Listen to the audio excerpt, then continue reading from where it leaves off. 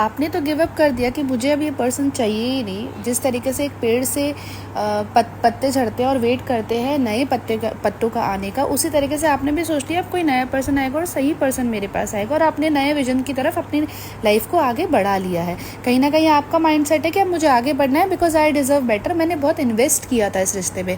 But देखिए अब वो पर्सन वापस आना चाहता है, क्योंकि जिस वजह से उस पर्सन ने आपको छोड़ा था, जो सिचुएशन बनी थी, इसको हमेशा खुद पे गुरूर था कि यही सही है। कुछ लोगों ने भी इसको कन्विंस किया था, बट आज उन्हीं लोगों ने इसका फ़ायदा उठाया। आज उन्हीं लोगों ने जो ये चालाकियाँ दिखाता था, इसी के जाल में ही इसे फंसा दिया है। अब ये आपके पास पूरी वापस आना चाहेगा, क्योंकि इसको समझ में ही नहीं आ रहा कि जो गेम मैंने खेला था मैं उसमें कैसे फंस सकता हूँ। मुझे तो ये था कि यार ठीक है, ये बंदी तो है ही अवेलेबल, बाकी जो है आने वाला है, आगे मुझे और ऑप्शन मिल सकते हैं। बट अब इसके साथ जब ये चीज़ें हो रही है तो ये आपकी वैल्यू को रियलाइज़